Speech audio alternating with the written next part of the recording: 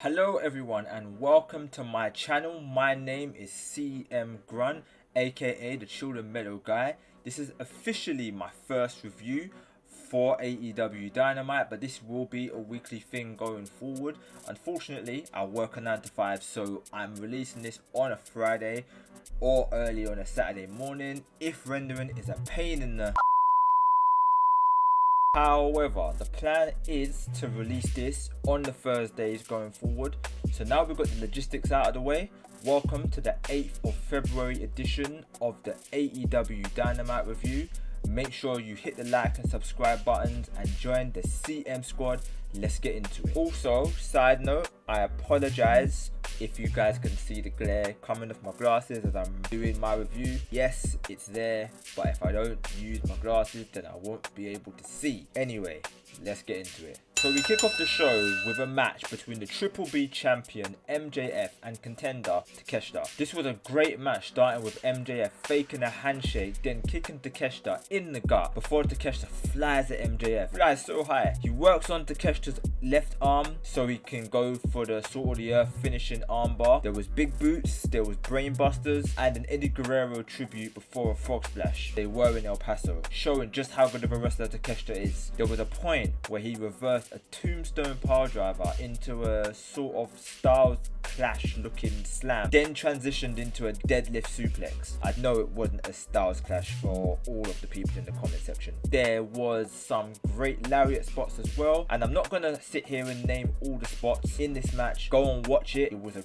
great opener to a show that had some great matches. MJF was seemingly injured where he hurt his knee, but it's MJF, so who knows if it's an actual injury or if it's a work that will play into his eventual title match with Bryan Danielson. Takeshita hit a spinning blue thunder bomb for a near fall with MJF just putting his foot on the ropes. It was so close. He then missed with a jumping senton off the top rope in the middle, leading to him tapping out from the Salt of the Earth. After the match, MJF busts Takeshita wide open with the diamond ring. If you watch it closely, you can see the moment where he's just about to blade, with Bryan Danielson chasing him off. As I said, it's a great match. Make sure you go and watch it. The next segment was a Samoa Joe promo, and he cuts a promo on Darby Allin, saying he was a worthy opponent, but Wardlow isn't. He said he's going to explore Wardlow's secrets, but we'll see if that plays into anything. The typical Samoa Joe promo is great delivery as always from him, and I can see this leading to another title change and a Wardlow win, and I don't know if I want to see that, as I feel like there's more to come from Joe. I know that he can have a great title reign. Hopefully they don't forget that he is the ROH TV champ, since he is the king of television, but overall it was a good promo. So the next match was Jamie Hayter versus the Bunny. This was a scheduled match, a championship contender match, or whatever AEW's version of it is called. It was the same type of match that Takeshita and MJF had. Both of them came out with their respective factions. The Bunny with the Blade, the Butcher, and with Penelope Ford, who came out to ringside with her. And then Jamie Hayter came out with Britt Baker and with Reba. It was hard hitting from Jamie Hayter, showing her strength. There was a disgusting snap suplex onto the steps to Jamie Hayter by the Bunny just before the break. Had some nice sequences in the ring and a nice exchange on the apron, but the match did unfortunately finish suddenly when the Bunny failed to get into the air for an exploder suplex and then landed awkwardly on her head. I think Jamie Hayter might have landed on her head, and so she just picked her up and gave her what I thought was a soft looking ripcord lariat for the win. It was a fun match, all things considered, before it got cut short. Hayter still looking strong and still showing that charisma that got her over in the first place. But we'll move on to the next segment. And it all ties in because the next segment was a Tony Storm and Saraya interview, and Renee Paquette interviewed them. They spoke about the AEW girls being losers and they beat up Leva Bates and sprayed the air on her. You know what? It is what it is. Everyone felt one-dimensional in this segment, even Renee, which is really off-brand for her. I don't know where Jamie Hayter's title reign is going. I'm not sure if they will build up someone to eventually dethrone her, or if they will make one of these ladies face her for the title. Maybe they will finally do the split that they have teased so many times and have Britt Baker face her for the title, I think that may be the route they eventually go down. And likewise, I don't know where this storyline with Toni Storm and Saraya is going at the moment. You'd think that it's leading to a tag match with Britt and Hayter, but I'm pretty sure we've already seen that match. I'd have to double check, but it probably makes more sense for Saraya to have the title match, although I'll be honest, I would prefer it if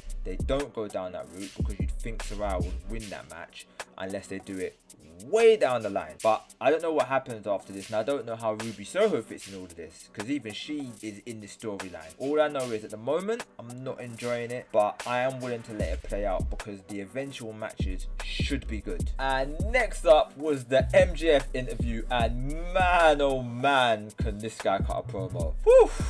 So he starts off by bringing in Lexi Nair into his room and then bigs up Takeshita, and then he cuts a promo on Bryan Danielson saying that he doesn't have what it takes to get the job done. He then tells a story about how he crashed a car from when he was in high school with a girl that was in the car with him, and after the car crash she wasn't moving, but he realizes that she was breathing, and he was a point away from losing his license, and he hears sirens coming in the background, so he switches places with her. Listen, I know that I have not done that justice, and that's by design. MJF's storytelling skills are amazing. I did a reaction video to his promo when he was shooting from the hip, when he first came back after he lost to Wardlow, and I actually feel like he has gotten better. But like I said, I'm not doing it justice. You have to go and check this out. If not for anything else, you have to check this out. MJF was amazing here. But next segment. So next up, the Garcia and Guevara gauntlet match. I didn't know the rules for this exactly. I thought he had to beat everybody in the JAS, and I didn't see Jake Hager. I wasn't sure what was going on, and I thought that maybe he'd have to fight Jericho on another night, but Starks had to beat just 3 members of the JAS. He beats 2.0 pretty quickly with a spear and a roll up, and then the announcers say that this is going to be for a match against Jericho tonight. So I just knew that he wasn't going to win against Garcia or Guevara. Spoilers. Garcia and Sammy then do a fake out, so you didn't know who he was going to face. It was Garcia, and I'm not going to lie, Sammy shouting, "That's my best friend," in the middle of the match was silly. I feel like they are doing the Garcia is annoyed with Sammy routine, which will lead to the eventual breakup, and after seeing that with him already, with him and Danielson before he rejoined the JAS for some reason, makes me not care, as it feels like deja vu. The crowd were hot for Ricky Starks. He is still over, and F you Sammy chants were being heard. It's funny because it feels like he has go away heat, but he is a great wrestler, so it kind of gives me X-Pac vibes. Spear is reversed into a guillotine. That was fun. Would have been nice to see the Rochambeau, but there was a beautiful spear to Garcia off the apron. It was a nice little match regardless. Starks then gets hit with what looks like a Judas effect, or if I'm being honest, it kind of looked like just a normal elbow from what looked like a fan with a lucha mask, and some of the commentators just sounding confused as if they didn't know it was Jericho in a lucha mask. But Ty's own commentary was funny. It was a decent match, but I felt like it could have been much better. Problem with Jericho feuds is we see this all the time, and a lot of his feuds seem to just go on too long. Not only that, but we've already seen Jericho lose to Starks. Why would I want to see him go through the JAS to face the big bad when we've already seen him beat the big bad? Probably Starks versus Jericho will be at Revolution, and it will likely be a brilliant match, but unfortunately I'm just not that invested. But we'll see how this pans out. Next up was the interview with the Acclaimed, and Daddy Arse, yes I am English, said he cares for all 4 of them, and out of respect and out of agreement with the Acclaim, he will stay at the back. So you know there's going to be some form of silliness in this match. At the end of the interview, Bowens looked and sounded dejected, so I will comment on this later, but they scissored to close out the segment. The next segment is the match between Roosh and Bryan Danielson. It starts with an interview though with Bryan Danielson as Takeshita's being checked out, and then Preston Vance, yes I'm English, and Jose blocking the door with them inside. Roosh then makes his entrance to the ring whilst Danielson is trying to get out of the room, and then MJF comes out and tells Aubrey Edwards that she needs to start the count because Danielson's not there. It is hilarious watching Aubrey count slowly, then look at MJF just before she calls the next number. Danielson then breaks out of the room with Takeshita clotheslining Preston Vance and holding back Jose so Danielson can run towards the ring. It's nice strong wrestling, and Danielson gets busted open, thrown into the barricade and onto some chairs. There's some chops on the apron before horrible belly to belly to Danielson off the apron before the break. Listen, the amount of blood in this match was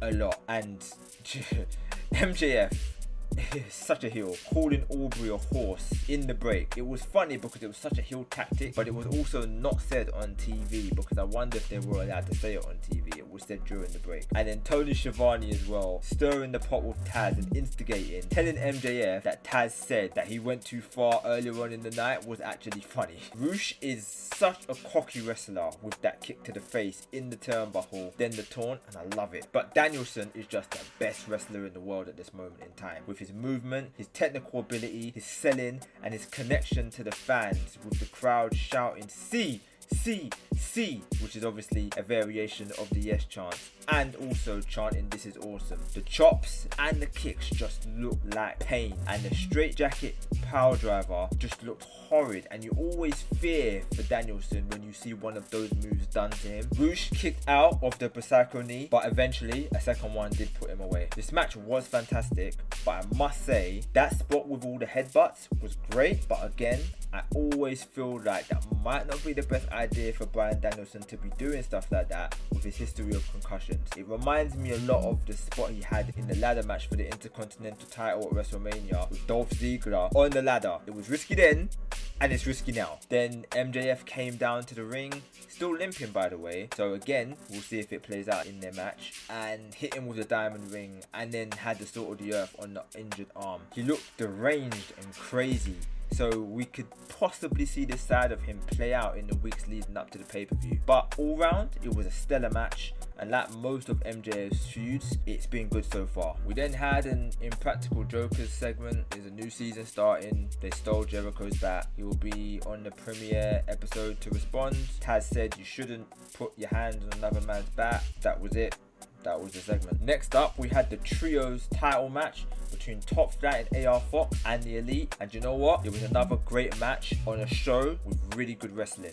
Dante Martin is such a great high flyer, as is Darius and AR Fox. There was some great double team and triple team moves in this match. The coordination in this match was fantastic. Again, I'm not going to talk too much about the spots in this match, but there was a lot of them, and there was a few things on the show to check out. The MJF interview was one of them, and amongst other things, this match was another. It felt like a showcase for Fox, who did a lot and got a lot of offense in the match. That sequence leading to the cutters and then the dives was fuego. Some of the near falls were crazy, but the Elite did win with a roll up pin. And even though AR Fox got pinned, it felt strong. He still felt strong, as if he didn't go down after the V-trigger, and Omega couldn't hit the one-wigged angel. Great match, and one you should definitely go out of your way to watch. We then had a vignette for Hook, and then we had a Stokely Hathaway interview. Stokely says that everything happening at this point is Hook's fault, and then Hook comes around the corner,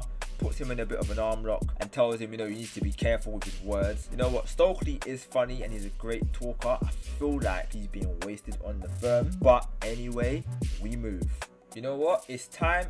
Actually, let me let Mark say it. It's time for the main event. Yes, Mark, it was time for the main event, and it was for the tag team titles, the Acclaimed versus the Guns. And you know what? I've got something to say about this match. It was a fun Max Caster rap, as always. A nice little match, but I'm going to save my criticism for the end. There was good coordination in this match, and some decent tag team moves like the Sesame Timbers.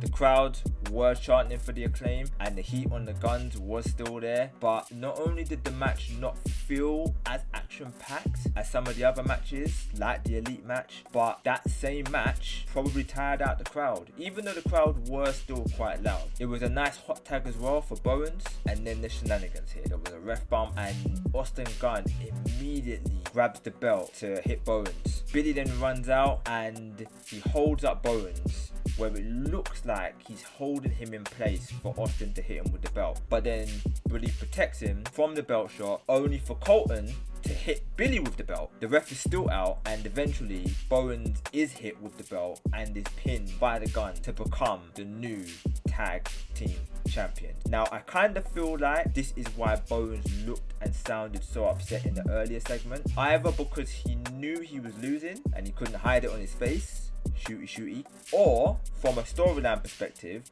possibly because he didn't know where Billy Gunn's allegiance lies, and it will be interesting to see if that plays into anything later on down the line. Now, firstly, congrats to the Guns for becoming tag champions for the first time in their AEW career. But was there a need to take the belts off the Acclaim? It didn't seem like their run had run out of steam yet. Secondly, did the Guns deserve to be champs? At this time, I don't know. I feel like they are not credible enough at this moment to be champs. I feel AEW has tried to build them up to be credible, and they've been trying to build them up for some time now, especially with the defeat of FTR, and I reckon this will be the vehicle that brings FTR back to the company to start a feud with them and potentially take the titles off them. Which leads me to, thirdly, how many teams right now are left in AEW and who are credible enough to feud when the Acclaim were champs, and even now that the Guns are champs? Because even though the Guns don't feel like they are credible, or they don't feel like they've been built to championship status, who are credible right now? It doesn't feel like there's that many teams in the division at the minute. If we look at the division,